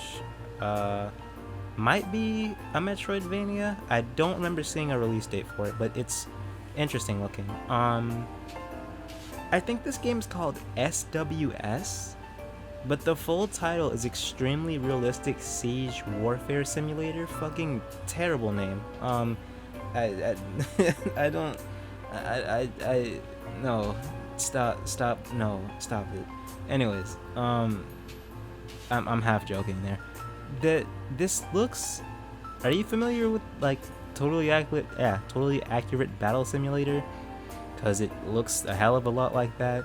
The name is a hell of a lot like that. The main difference, I guess, being that it's a lot bigger. The models don't look as goofy, and there's I guess like castles and stuff. I don't know if you build the castles or what exactly. It's basically a simulator a la totally accurate battle simulator. If you're not familiar with that, it's basically just like you take a bunch of units, plop them down, and they fight and do silly shit. Metal Mind, it's a self-described roguelite. Is it roguelite or roguelike? I don't know if it's T or K, but we're gonna go ahead and say a roguelite. Self-described roguelite, looks like a bit of a hack and slash game too, but it has some gunplay. I'm not exactly sure how it would be best to describe it, but if you want to describe it for yourself, the demo is out right now. Tales of Wild, or Tales of the Wild, I don't know if that was a mistake that I made, but Tales of Wild is what I have here.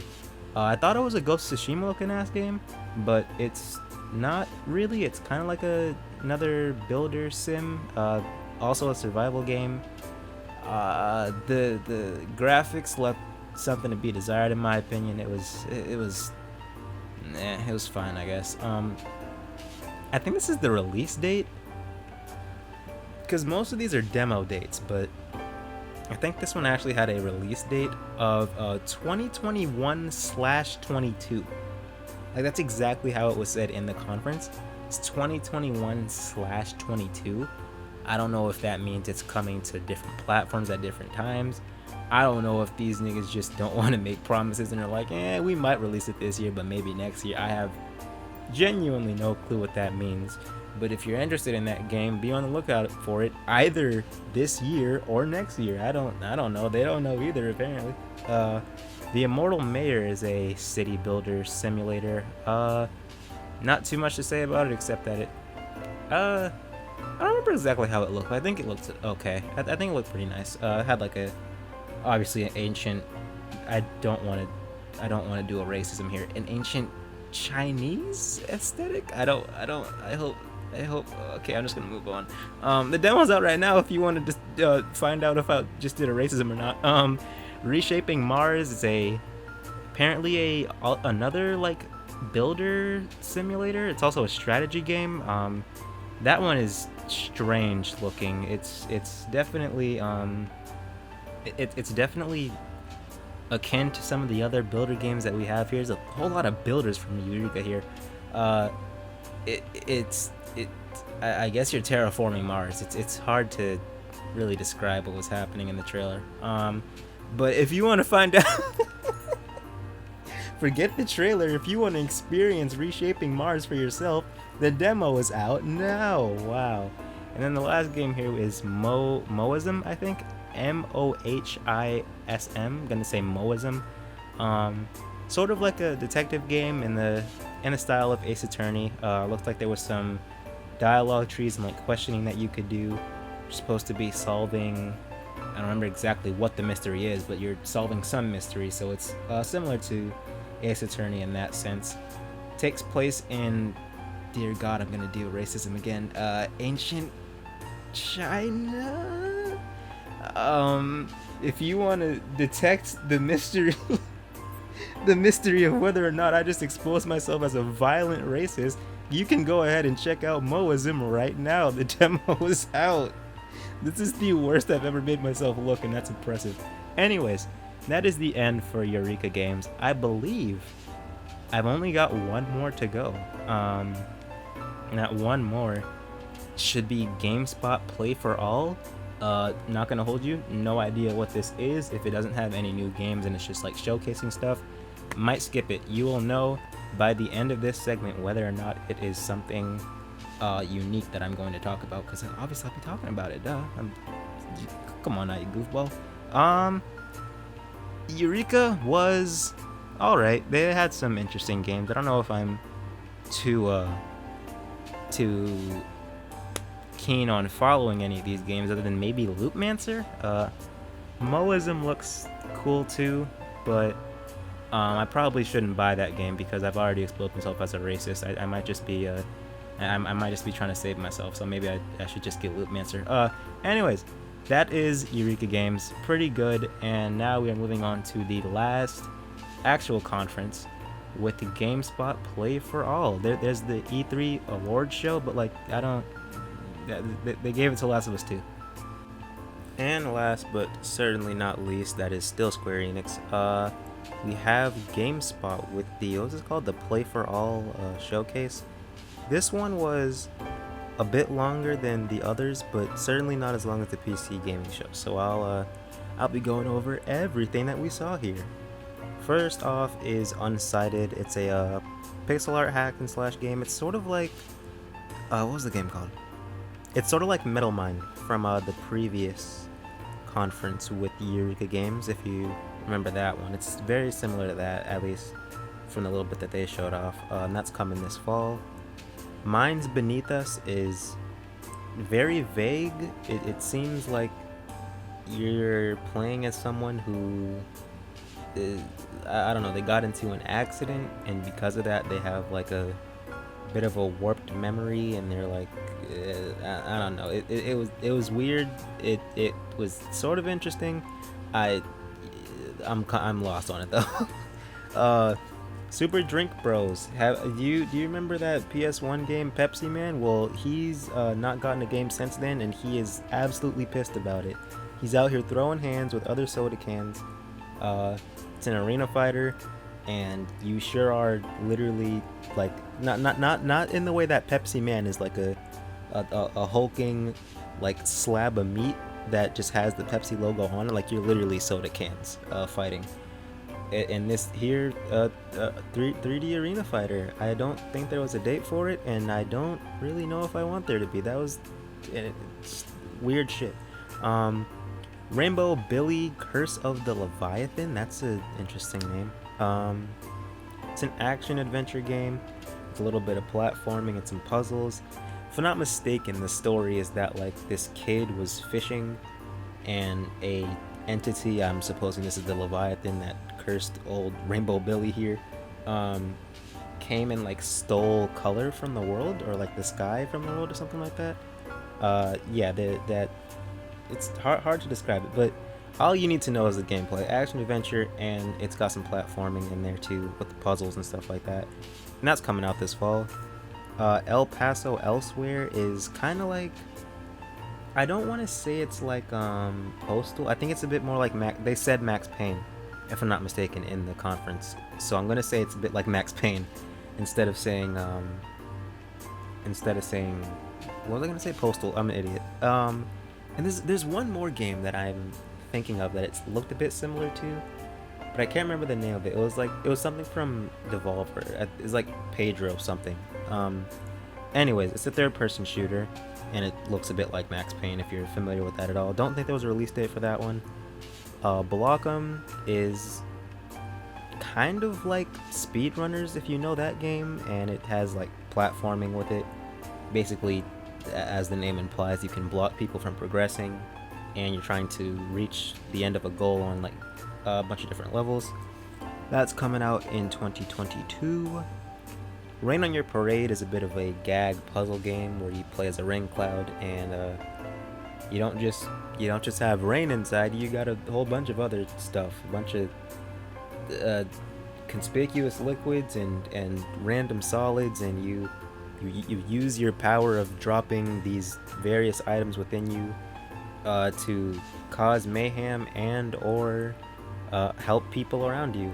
I think that's out right now if you want to tell me if that's even an accurate description of it. Spiral, it's an episodic game. I believe it's based around like someone dealing with their memories, maybe trying to repair their memories. It has something to do with memories. I don't remember. That's the funny part about it. That's coming out in 2022. Well, the first episode, I suppose, is coming out sometime in 2022. Not sure how to pronounce this game. I'm gonna give it a shot though. Lost Eidolons, I'm gonna say. To not Final Fantasy, Fire Emblem, excuse me, type of game. Sort of like What was the game? Was it in Eureka? There was another game that was sort of Fire Emblem-esque. I can't remember which one it was, but anyways, sort of like that. Has that same sort of tactic game play along with the action sequences where the characters are actually fighting, being in that style of the original Fire Emblem games where it's 2D. Or what? No, this one was 3D. I think this one was 3D, so it's a bit more like Fire Emblem Three Houses. And that's coming out. Is that later this year? Yeah, later this year. And then we got Soup Pot. It's a cooking game. I think the main difference between this cooking game and a lot of the other ones is they don't have a recipe book. So you just, I guess it's sort of like Cooking Simulator, where you just plop down in a kitchen in the middle of nowhere. You got a bunch of ingredients around you, and you can like just gather around whatever you want and make something without having a recipe to follow. Don't think there was a release date for that one, but it's a cooking game, and I think the main difference is just that there's no instructions. It's really more freeform. Tandem Tale of Shadows is a puzzle game. I think it has a bit of a horror like atmosphere, and you control a doll, I think, and a teddy bear, and they have to essentially like go throughout this. I don't really know how to describe it. I don't want to say factory, but they go throughout this world, and they solve puzzles, and that's coming out later this year. Lahaina, I don't even know if I spelled this right, because I think the text was a bit weird for the title, but I'm just gonna say Lahaina. It's sort of Far Cry-esque, I guess. The premise is there's this island that's like advertising that it's incredibly beautiful and relaxing and stuff, and then when you go to it, there's like apocalyptic shit happening. You got a gun, and you're fighting against not really creatures. I think they were humans, but I don't know. It seems like it's sort of I don't want to say Dead Island, because it's not like Dead Island, because that's zombies, but I think it's supposed to be like that, where like the island seems all peaceful and happy, and then you get there and it's the exact opposite of that. Lab Rat is a game where the premise is an AI is designing a puzzle game, so it's a game within a game. The story is about an AI developing a video game.